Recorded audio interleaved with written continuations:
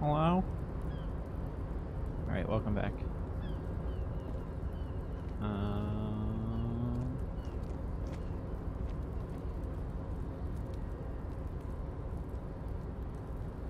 Hmm.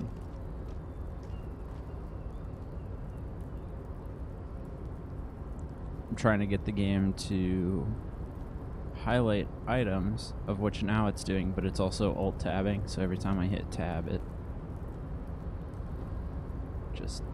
Alright, now it's just on, so... Policeman cloak. Looks like someone left this tarpaulin cloak hanging on the railing here. The white rectangle of the Revachol Citizens Militia is clearly visible on its back. Sorry about that. This is your cloak. You can feel it. Lieutenant, point to the cloak. I think that's mine. Yes, it does bear the RCM insignia, and we're the only detectives in Martinet. You think I should get it? Service cloak issued to you by your station? Yes. Yes, I do. As your fingers touch the tarpaulin, it almost feels like the cloak wants to deliver a message of comfort through your fingertips. I will shield you from the elements and give my life for yours. That's what the cloak is relaying. Thanks, cloak. Let's put you on.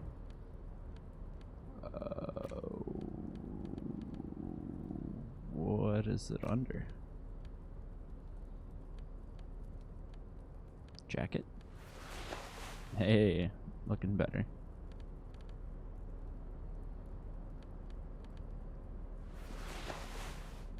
Yeah, no. Visual calculus, do I really need shades? It does make me look cooler. Logic, I think those are better. Electrochemistry compared to Savoir Flare, Savior Flare. Oh, those also have +1 electrochemistry. Better than the reaction speed, I suppose. Lounge jacket. Conceptualization. Oh, that's a jacket, right? No, I want my coat. Fingerless gloves, my necktie. Orange bum hat. Let's check it out. No.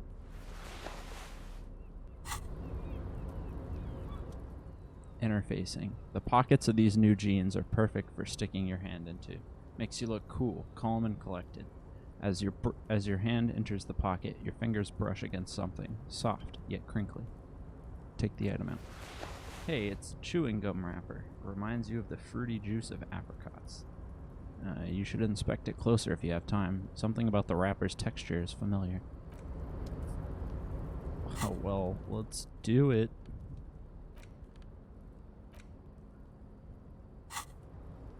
There it is again, the scent of apricots with a touch of cinnamon. Smells like the end of some distant summer, the surface of another planet, or some ancient temple. Ancient temple? Yes, from the height of antiquity. A long, long time ago, millennia ago, on an island of time you can never return to. End of summer? The sun sets into the sea, but the water does not boil. Instead, it turns to liquid gold. For a moment, the world's store of precious metals seems to increase dramatically, and you are rich. There is a movement next to you, the shuffle of a small coat, warm like the evening, but when you turn toward it, there's nothing there. Where did it go? Why are you talking to a gum wrapper? Fuck off. Take a deep, deep breath. Bitter, citrus, sweet. Seems to grow stronger, like a glow, with every breath you take. Thought gained, apricot chewing gum scented one, until a blossom of skin and flower petals erupts in behind your closed eyes, made of toffee, cream, and distance. You just had to take a dive. Feels so, so familiar. Put the wrapper away. Cool. On my map.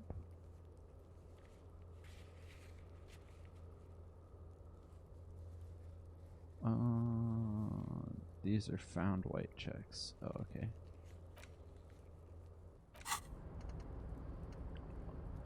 I can unlock some more. Can I get rid of this? Do I need it anymore?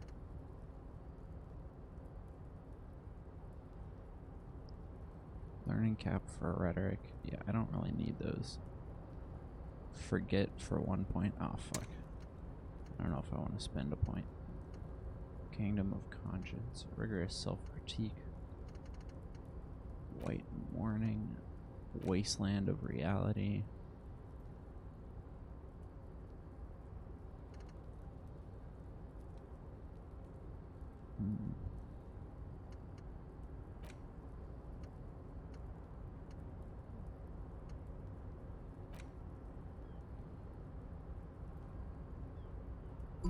Unlock.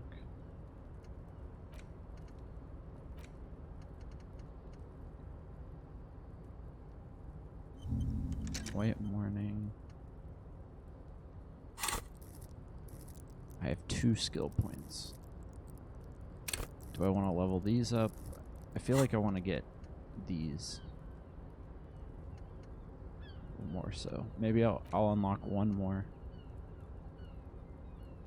And then spend the other skill point on something I'll use. We're gonna try to beat this alcoholism.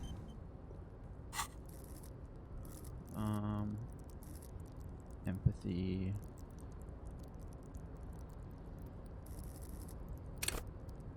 Or we could get more Inland Empire. Get weirder. We're getting weirder and sober. More sober.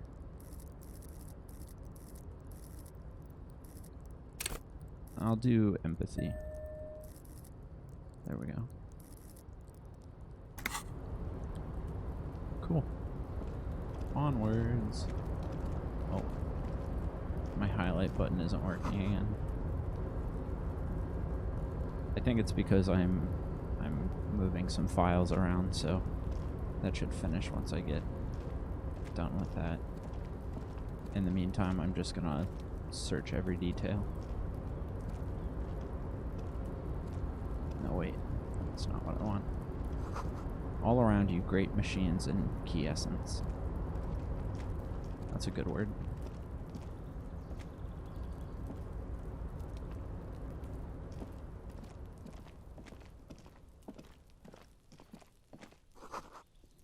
Numerous empty bottles of Commodore Red and potent Pilsner. At least 3 packs worth of cigarette butts. All those empty wine bottles and cigarette butts on the ground. Someone partied really, really hard here. Wait, how hard? Well, they went through 6 bottles of potent Pilsner, 3 bottles of Commodore Red, and almost 4 packs of cigarettes. It must have been pretty hard. Did I do this? Well, the lieutenant looks at you, then the bottles. Yes, I think we can say with relative confidence that it was you.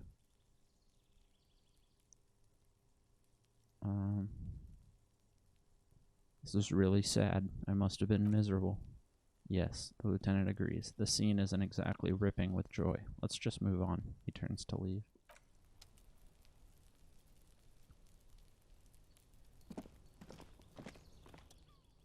This is the night watchman's booth. The name on the door reads Rain Arnaud.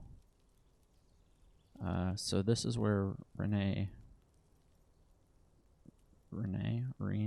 what did I say?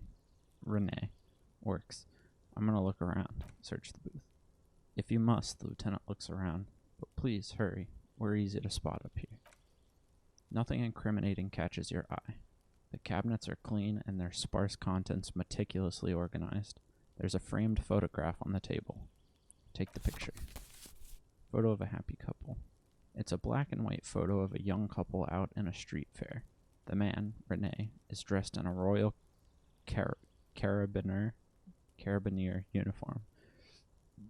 The girl is young and very pretty. She is smiling playfully at the camera. Rene looks like he's about to smile. This photo must be tied to some good memories. Why did you take that picture of Rene? The lieutenant asked, glancing at the photo. I'm making an artistic photo collage, Kim. I'm gonna ask him about it. You're really interested in that old soldier? He marked, surprised. Not sure I understand your fascination, but sure, as long as it doesn't take up a whole lot of time. Alright, is that all that's in there? I guess so. The stairs look broken.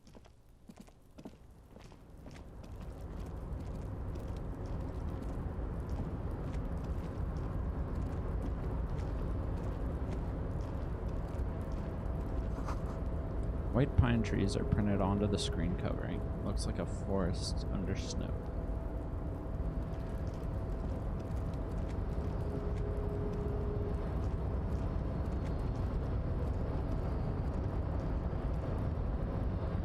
More than enough to please a woman.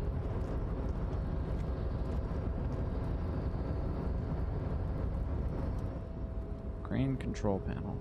A rusting control panel with several knobs, 2 buttons marked Allumor and Itendre are faded with use. It seems to control the large crane above. A container is attached to its hook block. Allumor on Itendre off. Press Allumor. With a loud grind, crane shifts overhead, moving a massive metal container through the air.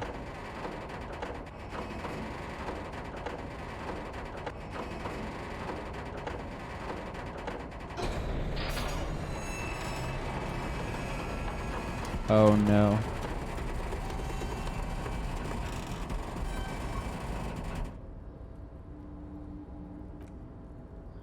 And with a surprisingly quiet thunk, the crane places the container down. This crane was built with a purpose which has now been fulfilled, to move this container. What's inside the container? Who can say? All you know is, it's special. I can't see how that was worth the ruckus. He looks at the crate, except for seeing the crane in action, which, I admit, was satisfying. Does off take it off? The crane does not return to its original position. It does not move at all. Oh, how convenient. There we go, now I can highlight stuff. Take that. Take that. You see faded industrial lettering on the platform. Kvalsund. Kvalsund means whale fjord in Arden. How the fuck do I know that? Before you stands a cargo container, just one of many in the yard. Kim, I think there's something about this container. Lieutenant sighs. Is this like your thing with that wall again? Maybe. Can't tell. Think we should investigate further. You do? Because I don't. What? Why not? There are millions of containers here. There are a million containers here. Why are you fixating on this one? It was hanging from the crane. You just picked one out because you wanted to interact with a cargo container. We're not here to interact with containers. We're here to get the body down from the tree. Knock on the door. No reply. The knock produces a hollow ring of metal. Doesn't sound like there's anything outside the inside the container. Open the door. You attempt to turn the handle to no avail. The doors seem to be mechanically locked. To your left, the lieutenant considers your actions with some puzzlement. Nothing to do here for now.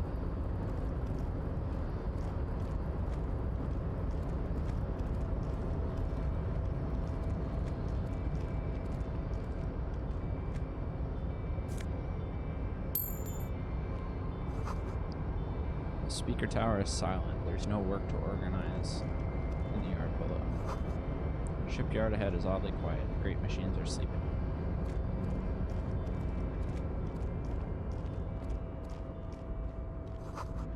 The musk of oil and rust comes from the chasm in front of you. It smells like blood. Fallen Ultra Series clothes. +1 to half-life.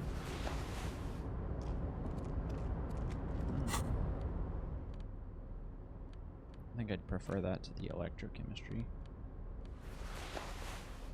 Yeah.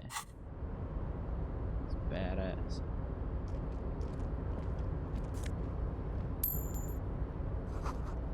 Industrial-sized thermos. Smells like burnt coffee.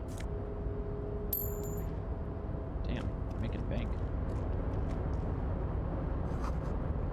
banner sags under the weight of rain and snow, white waves on red. Container, container, I'll turn you nice and red. Container, container, put the logos on. The lyrics to this container song are being made up as he goes along. Thanks, Captain Obvious.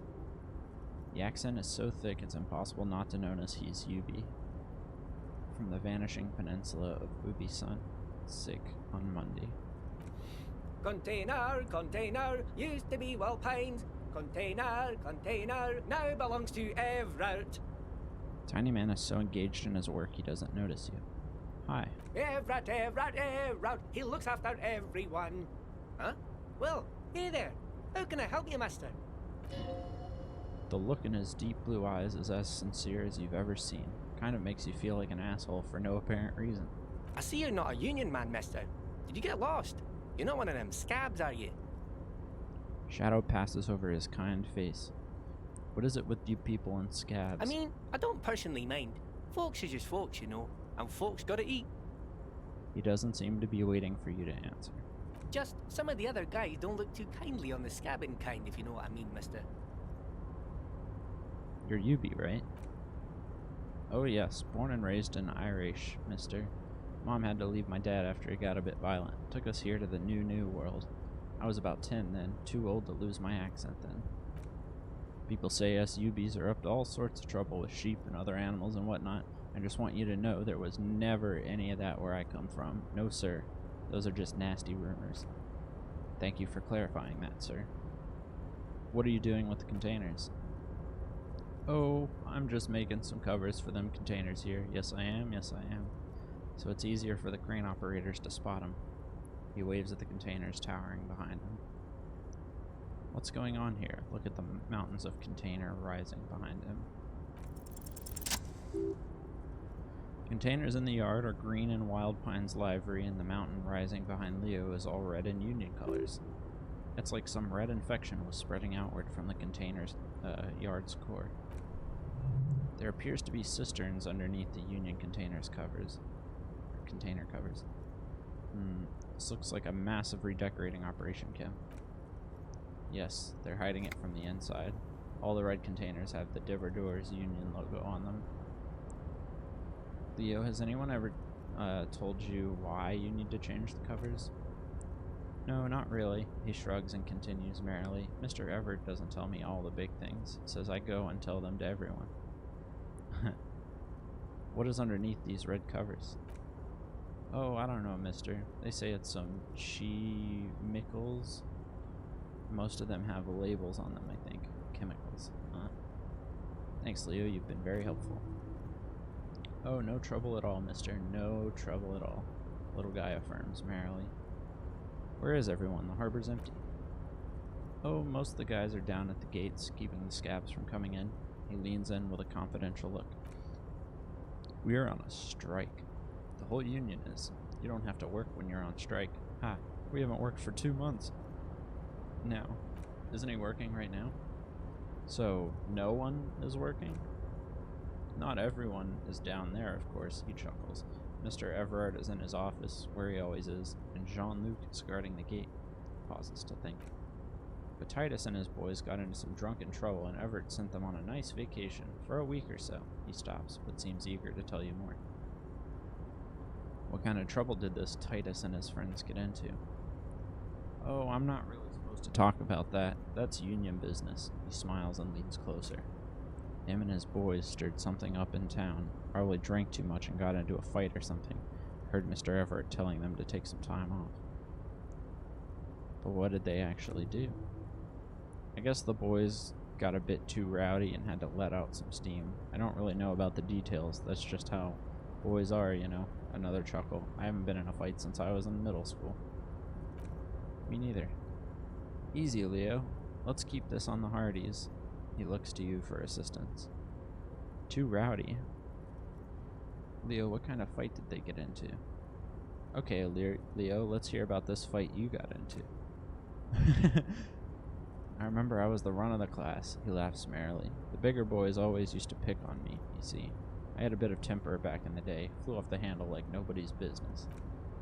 Mr. Everett and his brother always came to help. Once they beat old Noel Becker so bad he needed stitches on his head.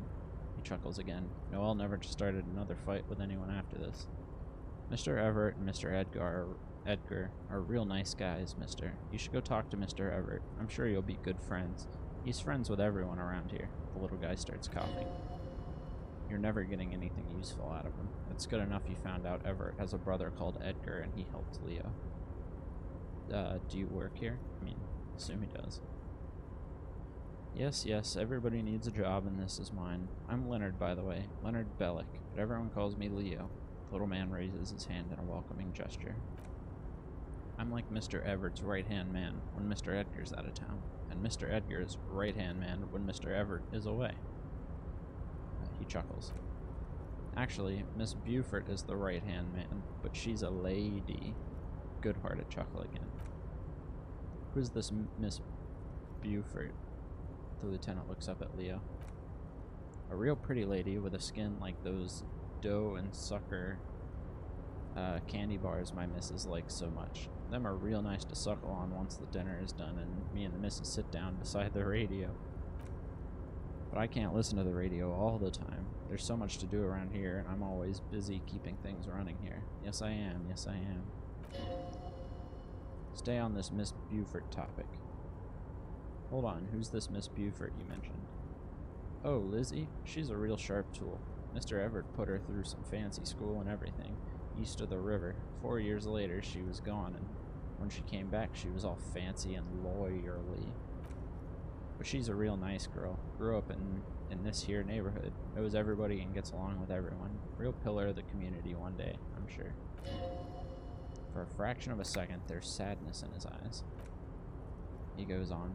If me missus and me was to have a child, I'd be real happy if she turned out like her.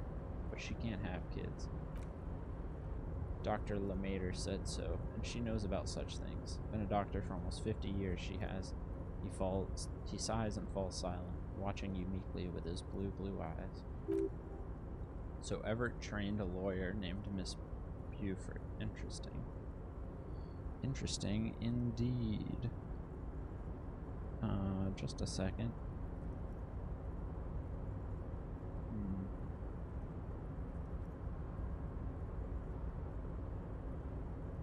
Okay. I think you're doing a great job around here, Leo. Yes, this place really seems to run like clockwork. Keep it up, Leo. The lieutenant smiles at the little man. Well, thanks a lot. Coming from you, it means a lot, really. You didn't think it was possible, but the smile becomes even wider. Sometimes I feel some of the guys don't really get how much I bust my ass for them here. But you guys are alright. A white rectangle in your clothes might not mean an awful lot in Martinet, but the recognition from an authority figure made Leo's day. Aw. Are you the Leo who wrote the note to make more banners? Oh, yes, he replies excitedly. I leave all kinds of notes for myself. That old head of mine ain't so good at keeping things in no more. I almost forgot about the borscht. What was that about the borscht? Oh. Sorry. Oh yes, I've been taking special whirling borscht to the men every day since the strike started. The little guy chuckles merrily. It's very, very good. Makes a man feel so warm and happy. He shakes his head with a wide smile.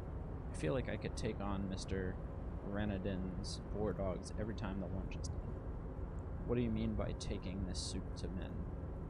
Is it for striking? Yes, I'm taking it to them. The borscht keeps them happy and in fighting spirits. Makes you all warm inside. They brew it in the whirling rags. Hold up, who makes it at the whirling? Oh, the whirling's cook. He makes it. Them is always talking with Mr. Manana in that weird language and laughing together. He doesn't speak what we speak. He's from Grad. Something is off about this borscht. I'm gonna look into it. Oh, sure, mister. Sure. Little guy nods. You do that. Yes, sir. He didn't actually understand what you meant, and now he's just nodding along. What's in that container over there? Oh, that one. He looks at the container. That should be empty as far as I know. Lots of containers here have nothing in them. They're just waiting to be loaded up. Told you. Oh, fuck. I'm looking for the leader of the Dock Workers Union. Oh, you want Mr. Everett then? He's an awfully nice fellow, he is. Him and his brother are both nice fellows. They've lived their entire lives in this here neighborhood. He coughs, and then continues immediately. Guys like Mr. Everett and Mr. Edgar, his brother, are real good guys, made Martinet what it is today. Mr. Everett and Mr. Edgar and I went to the same school we did when we were boys. Easy now, Leo.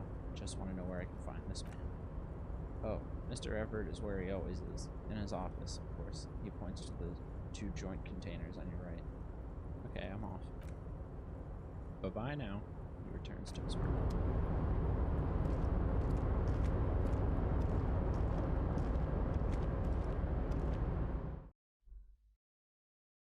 See a container you can't open. Equip a pry bar.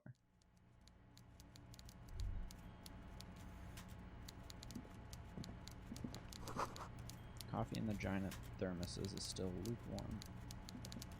Can I have some? Stair made of pallets. This is quite a, makeshift office.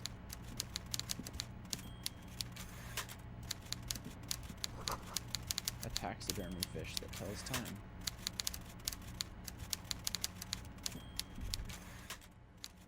Everett Clare. Oh my god, what a strange looking dude. He has no neck. Before you is a walrus of a man seated behind a large desk. He looks up from his work, not the least bit surprised to see you. With great effort, he straightens himself up in this chair, yet says nothing. He simply stares at you. What if I just left? Are you in charge of the dock workers? Welcome, Mr. Dubois, Mr. Kitsuragi. It's good of you two to stop by. Please, have a seat. He gestures to a tiny chair opposite to his giant desk. I'm Everett Clare, head of the Debargeurs Union here in Martinez. The man relaxes into his chair and continues. I'd offer you my hand, but unfortunately my health prevents me from getting up. You understand. He looks extremely comfortable. The tiny folding chair, on the other hand, looks like a torture device. What a power play. You go ahead, detective. Oh, Kim, you son of a bitch. Whatever he has in store for you, it can't be good, he thinks. I'll do my best. Forget about that. What's with this Du Bois stuff? You're getting some seriously bad vibes from that name. Why are you calling me Mr. Du Bois? Please, Mr. Dubois, let us converse in a civilized manner as equals. Take a seat. I insist. I guess I don't know my name. It's nothing. Yes, that's probably right. It's nothing. Forget about it.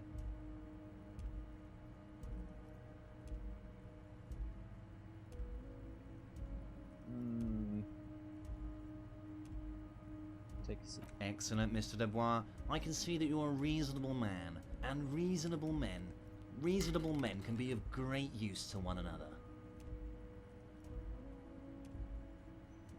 Remain serious. So tell me, how can the head of the Debargeurs Union help a representative of the Revachol Citizens Militia today? The chair you're sitting on has got to be the most uncomfortable chair in the world. It's violating your backside. I lost health. Oh, by the way, I heard you got a rather rude reception from a certain Lawrence Garte.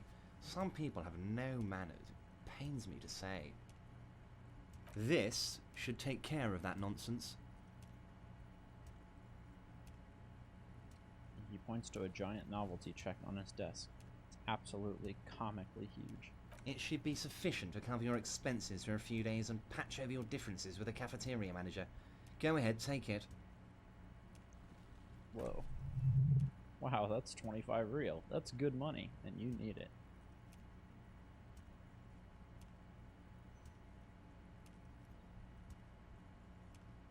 Wait, you know Guard? Yes, I know Lawrence. He's a real character. No union man in him. A real piece of work, that boy is. With a grin, he points to the check again. It's like you're on a game show. At least don't thank him for it.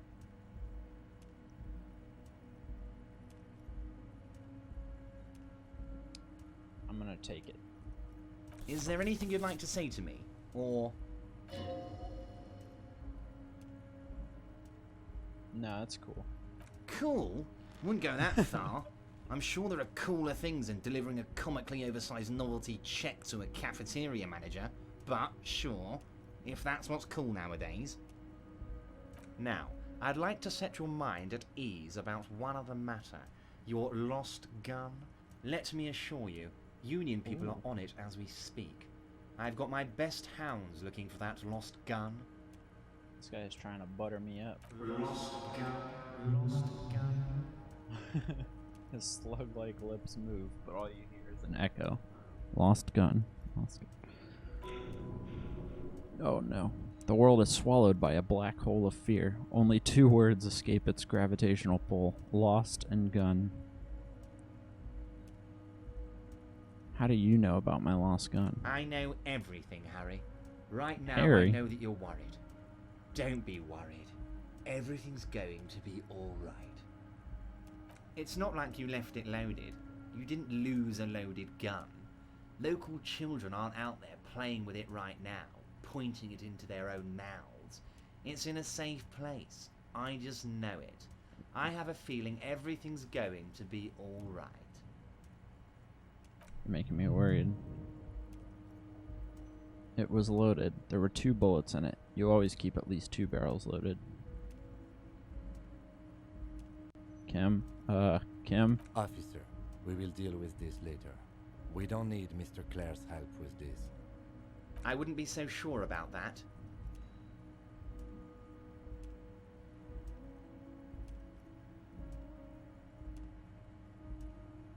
I'm losing my composure. What can I take? Can I take drugs? Nope. Alright. God, you're sweating. Your knee is jerking. You're about to cry, aren't you? You're about to cry because you lost your gun and those children are going to shoot themselves with it. No, I'm not about to cry. Try to stay cool. Mr. Dubois, you don't look so good. What is this Mr. Dubois he keeps repeating? What is he trying to pull here? You need to cool the fuck down. Chill. Mr. Dubois! Mr. Dubois! Harry! The large man snaps his fingers, but to no effect. You're in some stupor. There are no Harrys. Let your mind go to your safe place. Mr. Dubois, are you okay? Can I get you a glass of water or something? Are you having some kind of medical emergency? Maybe you could use your hands somehow. In a kind of throwing motion. Like you're throwing that Mr. Dubois act right at him. He's Mr. Dubois.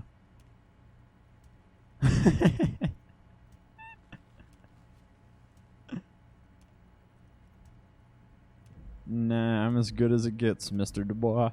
Vaguely gesture with your hands above your head. Don't be dramatic. I can see your condition isn't terminal. What an odd demonstration of... Huh? You got me, Harry. I don't even know what. As entertaining as it was, I'm afraid we're wasting our time. And I'm an extremely busy man, as I'm sure you are too. Okay, enough. We are here to ask you some questions pertaining Finally. to a murder investigation. Thank you, Kim. Quick, here's your window. Get yourself together and ask him some questions. Police officer questions. It is about a time to stop embarrassing yourself. Questions will help you regain some of your lost dignity. I've just finished investigating the local drug trade. He adjusts his glasses. You've got a lot of spirit clearing up the drug problem alongside this murder. I'll talk to the mayor and see if I can get you the keys to the city, Harry. Now let's talk real business. Not even a speck of anger in its voice. That's it then. Aren't you gonna ask me how I got in? Honestly, I didn't want to bring it up, Harry. I heard you have become Measurehead's race pupil.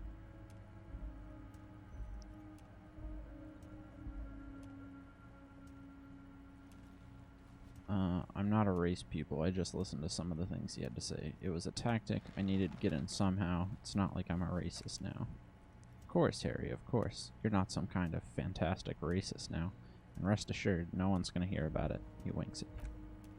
No one's gonna know what you did with race there, Harry. Your race bonanza is safe with me. Word of how racy it got will never leave Martinet. Anyway, I assure you, I am a very well-informed man. Information reaches me before I even get the chance to request it. You called me Mr. DuBois. Why? Of course, let us dispatch with the formalities. You call me Everett, and I call you Harry. That's what the hanged corpse called you, Harry. So that's really my name? My God, so it's true. I didn't want to believe it, but you are a fantastic science fiction amnesiac cop, aren't you? He shrugs with an amazed expression. What are the odds of that? I think the odds of that, he looks at you, are very low. It's true, my memory is a bit hazy. My memory is fine, I'm just testing you. So good to hear that, Harry. Apparently my sources were wrong. He pats the brown folder in front of him. However, if you did have a spot of memory trouble, I could help you out with my big fat folder. Words flow like a river of honey from his lips. It's just a brown folder. You can't make out what's written on it. You're trying to tell me you've gotten hold of some of our documents? The lieutenant inspects Everett over his spectacles. Mr. Kitsuragi, would you mind? His eyes never leave yours. Me and Harry are talking about his lost identity right now. Don't just jump to the folder. That's not smart. Shows you're on edge. Do some probing first.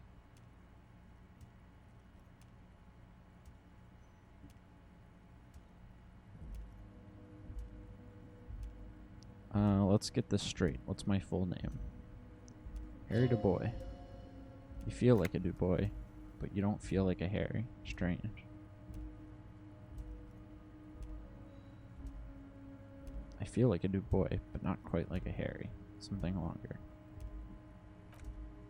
Sure, okay, you're Harold. Harmon. Heraldimus. But that's not what the record says. The record says Harry DuBois. Taps on the folder. A real man's name. Lieutenant covers his face and sighs audibly. Mr. Kitsuragi doesn't seem even slightly empathetic to your memory loss, Harry. He frowns at Kim. I, however, wish to help you any way I can. Do you know anything about my family? Do I have a wife or kids? Family? Harry, you're not a family man. There's not one peep of family in here, unless you think you're a family man. Do you strike yourself as a family man, Harry?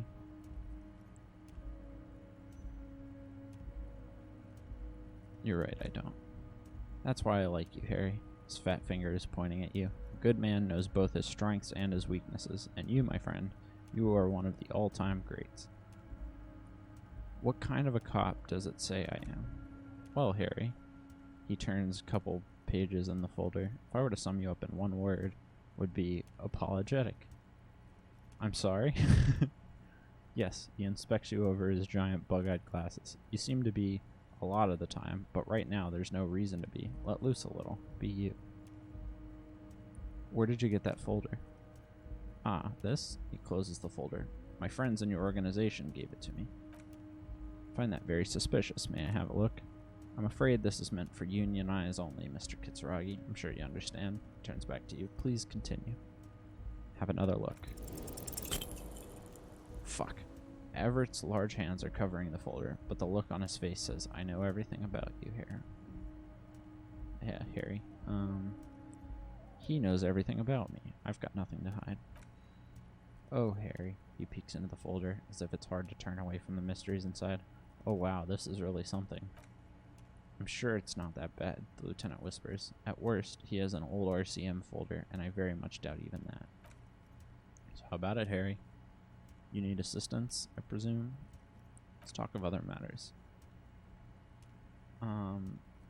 Could you help me get a dead body down? You might have noticed there's one hanging on a tree behind the hostel cafeteria. Oh my, he smiles pleasantly. Don't take this question personally, but why would I get involved in this matter? Mr. Clare, the man was hanged with a cargo belt, a steel-reinforced cargo belt. It's safe to assume the Union had something to do with the murder. Besides, getting the body down would benefit all of us. It's a stain on the neighborhood. You are a community leader. Help your community out.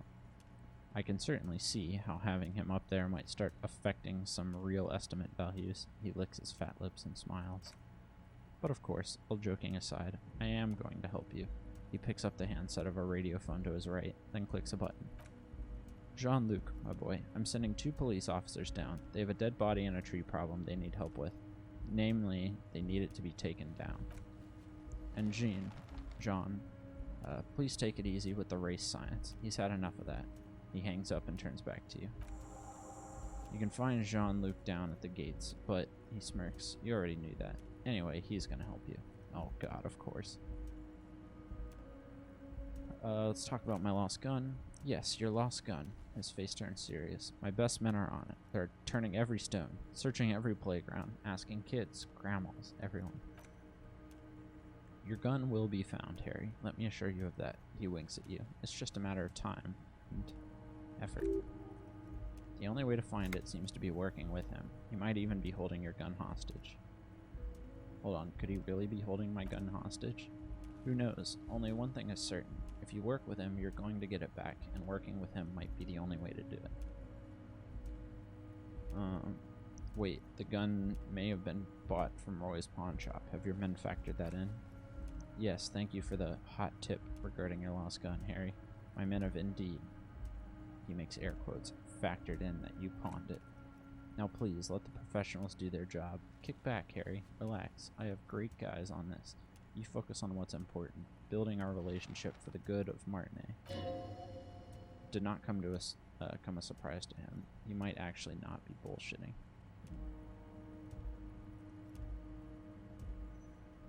I will not be blackmailed with this gun business. Harry, I was only trying to be tactful. A lost gun is a dangerous thing. I can't have it around my neighborhood. In my neighborhood. His tone is suddenly very serious. Kids could be playing gun roulette with it as we speak. Teenage gangs could be arming themselves. Get a hold of yourself, Harry. I assure you, we are working on locating the missing sidearm as well. Lieutenant is concerned about the lost gun and feels that the fact you haven't prioritized looking for it is unfortunate, if inevitable, and doesn't put the RCM in a good light. Excellent, Mr. Kitsuragi. That's excellent news. He claps his hands together. Looks like we have a friendly gun-finding competition in our hands. Let's talk about the hanging. Oh, of course, that's your main thing here. That's why you're in Martinet. He nods. I know everything that goes on around here, and I would love to help you. Like I'm helping you with the body, and your lost gun. I'm gonna take a swig of tea. I suggest you do the same, if you're watching. Or if you don't have tea, drink some water. It's important to stay hydrated.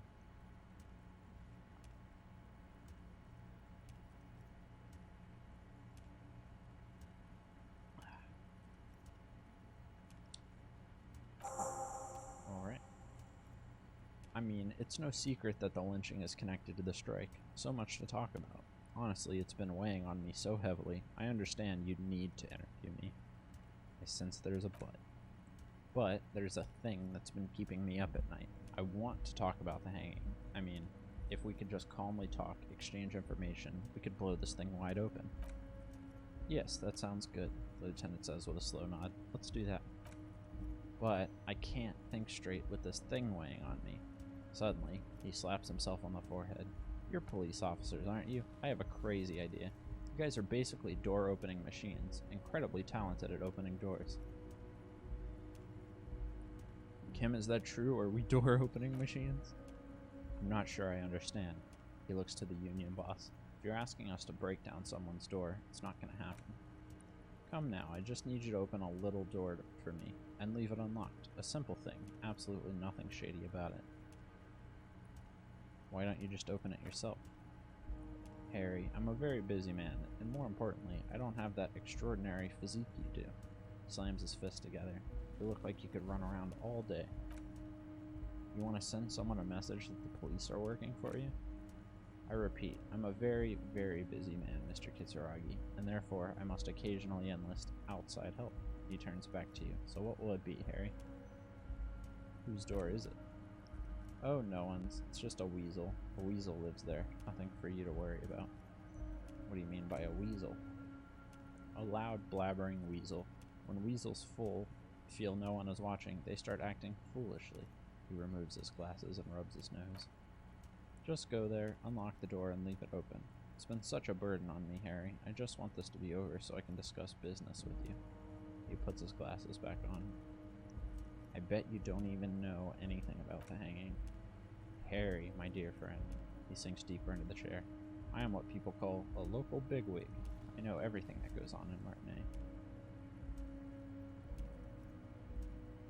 Do I want to I want to decline it, but I'm thinking I could accept it and then work my way within the task. So, like, I could warn the person, I could keep the door locked, I could go check out more about the person, see if I could find out anything about Everett. I think I'm going to do that. Fantastic, my friend. Just let me know when it's done and we can take our friendship to the next level. He flicks his fingers. You can get the key from Manana. He's down by the gates. Manana is like a free agent in the Union. Special ops. Ardent socialist. A real free thinker, too. He'll tell you precisely where the door is. He smiles, obviously satisfied with how well he was planning it all out. One last thing, Harry. Just open the door. You don't need to go in or anything. I just want that weasel to come home and see the unlocked door. I wanted to go over a couple things about me. I'm looking into your shady brew. I don't know what that means, Harry. Shady brew? There's so many moving parts in my operation, I can't keep track of them all. You know what? Don't even tell me. Whatever it is, do it. Surprise me. Just one thing, if you can. Make it even shadier. He sincerely has no idea what you're talking about, and he doesn't care either. I met Joyce, the company representative. Oh, that's very nice. I haven't gotten around to her yet, but I'm very, very busy, you see. He adjusts a button on his sleeve. I hope you're getting along. One thing I want to make very clear, Harry, is that this is not some kind of union versus corporate situation. Everyone is just pals here. Just pals? We're all trying to do what's best for Martinet here. His smile widens. Don't feel like you can't cooperate with her just because you and I are such good friends and I'm helping you get that nasty body down from the tree and with finding your lost gun. Sorry. I'm not a jealous guy. What happened to the previous negotiator, Mr. Galmont? What do you mean, Harry? The big man sounds annoyed. Nothing. I let him go. He made concessions for the company in previous negotiations. Why would you let an ally like that go? He's an old man, Harry. I wanted him to spend more time with his family. He looks down and sighs. God knows how long he's got left. He called him a midget. Harry, he exclaims, indignant. I have little people in my organization. I would never call someone a midget. What is this? Honestly, I'm beginning to think you're a midget, Harry. Abruptly, he smiles and changes his tone. I'm only kidding, Harry. You're not a midget. No one is. We're pals.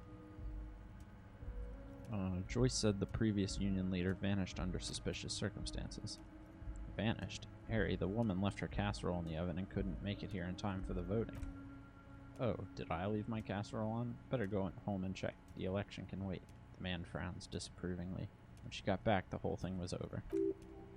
Wait, there was no mention of casserole from Joyce. Funny, Joyce didn't mention any casserole. Harry, Harry, Harry. He flicks his fingers. Do not fixate on this little matter. Maybe it was a rabbit stew, or hair dryer, or an iron. The point is, her heart wasn't in it. Mine was. That much is true. His heart truly is in it, though you wouldn't think so by looking at him. If it's spilled blood you're looking, then there certainly isn't any in his expression or demeanor now. Why haven't you let her in to see you? If she actually wants to see me, she will find a way. Any good negotiator would. I just don't have anything to discuss with a bad negotiator. He doesn't want to see her. It's as simple as that. Alright, let's talk about something else. Of course, Harry, let me assure you one more time. It's perfectly okay to share anything we discuss here with this Joyce. This is a completely transparent organization. I have no interest in what she is doing, but I myself have nothing to hide. Your business is your business, and I respect your privacy. Just remember, none of this, he makes an all-encompassing gesture, is secret. Tell her about all of it. My brother's picture, my singing swordfish clock. He looks around. Tell her how overweight I am and how I'm helping you find your lost gun. Tell her about everything. Everett doesn't mind. It is rather interesting to tell people things about each other, isn't it? It was nice telling him about her right now. What's in the container outside your office? My dear Harry, there are literally millions of containers in this harbor. I couldn't possibly remember what's in all of them. There's something special about it. It was attached to the Kovalson crane. Harry, you smooth-talking son of a bitch, he says with the fondest of smiles. Time is a precious resource, and I don't have enough of it to count containers with you. Smooth-talking. Maybe that's the way to go about opening the container. You should at least try convincing it. Anything else about me? Nope. Alright, I'm gonna leave now, but we might talk again later. Wait. He reaches into his drawer and pulls out a plastic card. You need this to get in and out through the gate. Thanks. I was wondering how I was supposed to get out. Great. Thanks. Here, you're one of us now. A real red and white union man. Take care, Harry. Well, he's a complicated man. I don't know how I feel about him. I mean, he's a dick, and he's very sly. But he's well connected, and he's helpful, at least. Wait. Check. Oh no. I'm gonna end the stream, and I'll be right back, but it says my sound isn't working.